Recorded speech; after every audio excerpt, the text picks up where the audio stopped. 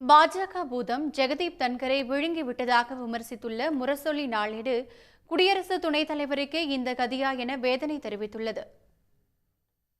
தன்கர் விலகலின் பின்னணி என்ற தலைப்பில் தலையங்கம் வெளியிட்டுள்ள முரசொலி நாளேடு, மழைக்கால கூட்டத்தொடரின் முதல் நாளிலேயே குடியரசு துணைத் தலைவரும் மாநிலங்களவை தலைவருமான ஜெகதீப் தன்கர் பதவி விலகியது பல்வேறு சந்தேகங்களை எழுப்பியுள்ளதாக தெரிவித்துள்ளது.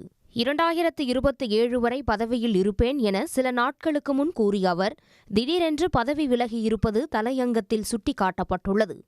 நீதிபதி யஷ்வந்த் வர்மா மீதான பதவி நீக்க தீர்மான நோட்டீஸ் விவகாரத்தில் பிரதமர் மோடி, உள்துறை அமைச்சர் அமித்ஷா ஆகியோரின் நெருக்கடியால் தன்கர் பதவி விலகினாரா என்பதே எதிர்க்கட்சிகள் எழுப்பும் சந்தேகம் என முரசொலி கூறியுள்ளது.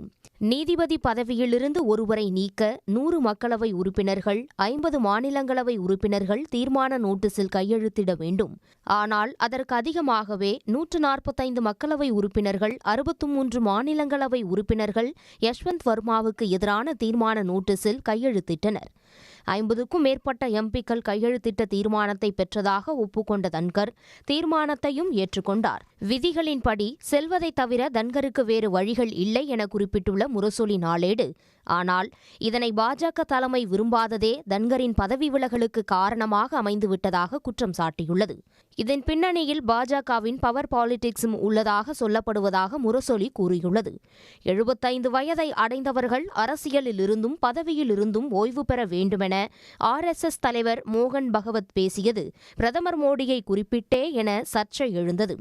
மோகன் பகவத்தின் பேச்சுக்கும் தற்போது ஜெகதீப் தன்கரின் பதவி விலகலுக்கும் தொடர்பு இருப்பதாக டெல்லி தகவல்கள் சொல்லுகின்றன என்றும் முரசொலி குறிப்பிட்டுள்ளது.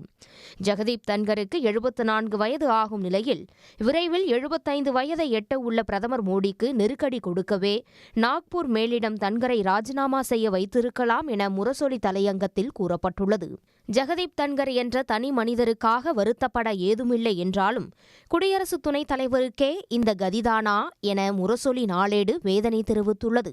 பாஜக பூதம் ஜெகதீப் தன்கரை விழுங்கிவிட்டதாகவும் குடியரசு துணைத் தலைவரையே அவர்கள் எந்தளவுக்கு மதித்து எப்படி நடத்துகிறார்கள் என்பது இதன் மூலம் தெரிவதாக முரசொலி காட்டமாக விமர்சித்துள்ளது. இந்திய மக்களாட்சி நெறிமுறைகளை காலில் போட்டு மிதித்து நசுக்கும் காட்சியாகவே தன்கர் விலகலை பார்க்க வேண்டும் என்றும் முரசொலி நாளேடு தலையங்கத்தில் தெரிவிக்கப்பட்டுள்ளது.